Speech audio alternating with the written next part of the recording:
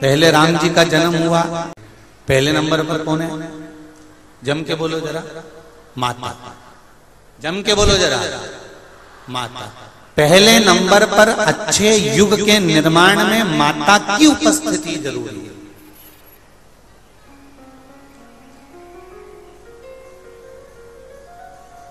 कई लोग कहते हैं गुरुजी पहले राम जी का जन्म हुआ, क्या आज के जमाने में राम जी का जन्म हो सकता है?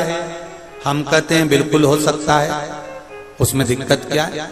बस राम जी को पाने के लिए तुम्हें कौशल्या और तुम्हारे पिता को दशरथ बनना पड़ेगा, तो राम जैसी औलाद तुम्हारे घर में जन्म ले सकती है। महारानी जगदम्बा जगतधात्री दुर्गा भवानी अब की बार माता जी घोड़े पर आई है। तो घोड़े पर जो देवी जी आती है वो समृद्धि को देने वाली आती है, लक्ष्मी की वृद्धि करने वाली आती है। जैसी घोड़े की रफ्तार होती है उस रफ्तार से लक्ष्मी घर में आती है। तो ये मत सोचना कि कोरोना महामारी ने हमको नीचे गिरा दिया या कोरोना महामारी ने रोक दिया, कमाई के स्रोत रोक दिया, धन रोक दिया। चिंता मत करना, मेरी माँ जगत जननी दुर्गा भवानी अब की बार घोड़े पर आई है। साल भर में इतना धन दे देगी कि आपने पीछे के 4 साल में नहीं कमाया होगा, इतनी मेरी मां भंडार भर देगी। उस कलश पर आम के पल्लव शिव का वर है। किसका वर है ये? शंकर का।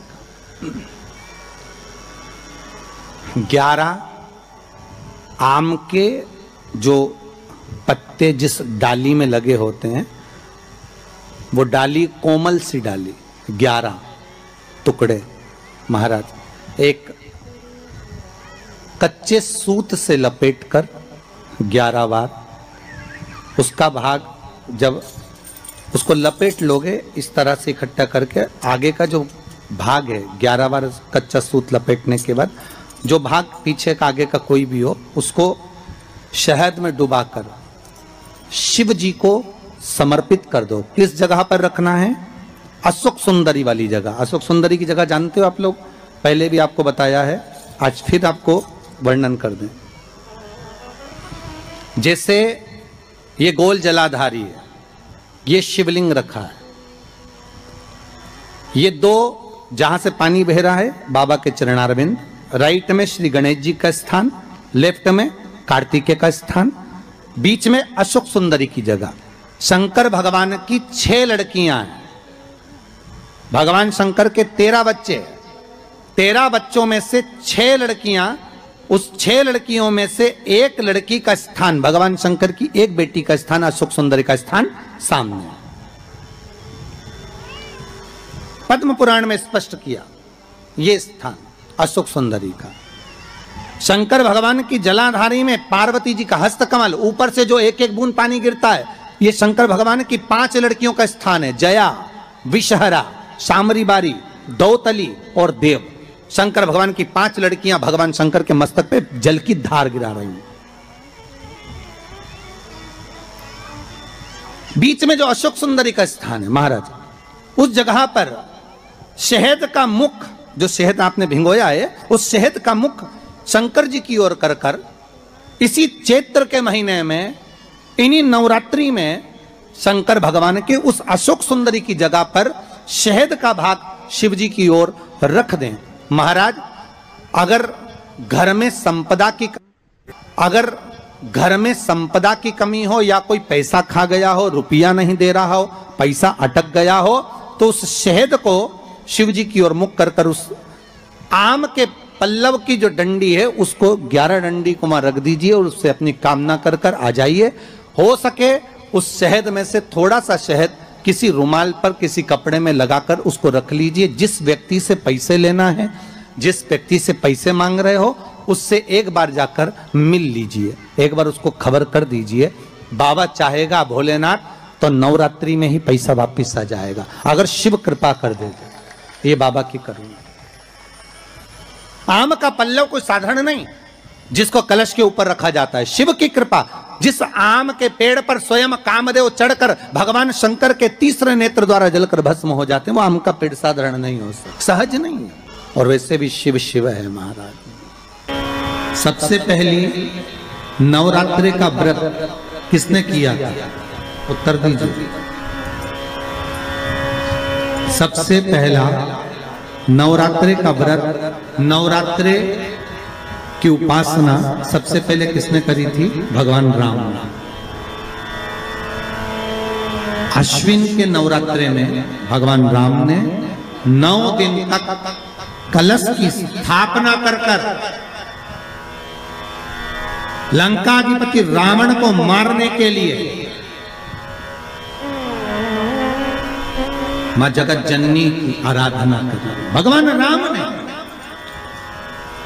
मां जगत जननी की आराधना, मां जगदम्बा की आराधना।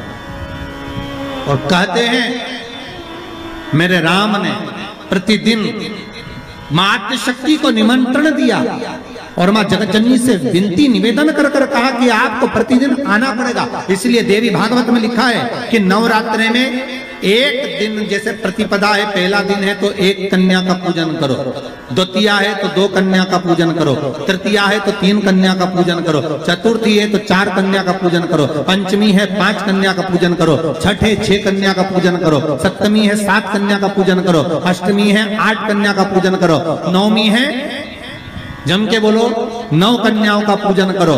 और अगर इस तरह से आप पूजन नहीं कर सकते नवरात्रि में तो 9 कन्याओं का पूजन एक साथ या तो अष्टमी के दिन या नवमी के दिन कर दो, या मध्य में, बीच में भी आप कर सकते हो एक साथ। पर अगर आपकी कोई कामना है, आपकी कोई इच्छा है, मालूम पड़े, जैसे कई लोग कहते हैं कि हमारी इच्छा है, हमारी वो मकान नहीं बिक रहा, या हमारी वो जमीन नहीं खरीदी जा रही, या हमारी कोई कंपनी नहीं डल रही, या हमारे काम में ये अड़चन आ रही है, तो नवरात्रे में, 4 नवरात्रे में से किसी भी नवरात्रे में आप नियम बना लो कि एक कलश की स्थापना कर एक दिन में एक कन्या का पूजन कर उसको भोजन कराना, लाल वस्त्र देना, लाल चुनरी देना, दूसरे दिन में 2 कन्याओं का पूजन कर लाल वस्त्र ओढ़ाना, लाल चुनरी देना, तीसरे दिन में 3, चौथे दिन में 4, 5वें दिन में 5, ऐसे 7-9 दिन तक एक एक कन्याओं के क्रम को बढ़ाते आप उस पूजन का विधान प्रबल कर सकते।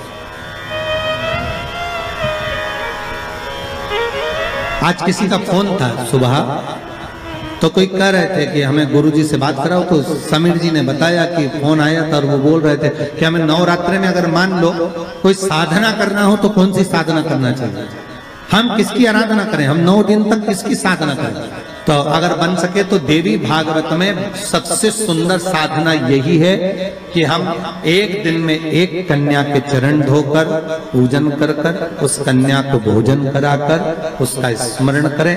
हाँ, ये जरूर है, तब आप किसी कन्या को एक दिन में 1, 2 दिन में 2, 3 दिन में 3, 4 दिन में 4, 5 दिन में 5, ऐसे नवरात्रि 4 बार जो नवरात्रि आती, किसी भी नवरात्रि में आप स्मरण कर उसका फल मिलता,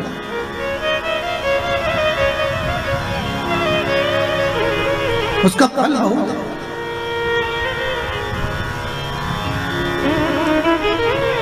जैसे बेलपत्री का किया गया दान छिन्न नहीं माना गया। किस चीज का दान? जम के बोलिए जरा। बेलपत्री, बेलपत्री का किया गया दान छिन्न दान नहीं है, समाप्ति नहीं होती। बेलपत्री अगर आपने कोई आपसे कहा जी तुम्हारे यहाँ बेलपत्री लगी है, जरा 8-10 दे दोगी क्या? बिल्कुल। और उससे कहो बेलपत्र तू मत तोड़, हम तोड़ कर देते, और अपने हाथ से बेलपत्र निकाल कर उसको दो दान। ये छिन्न दान नहीं है, ये समाप्त नहीं होता। ये बेलपत्र का दान अविरल दान बढ़ता है।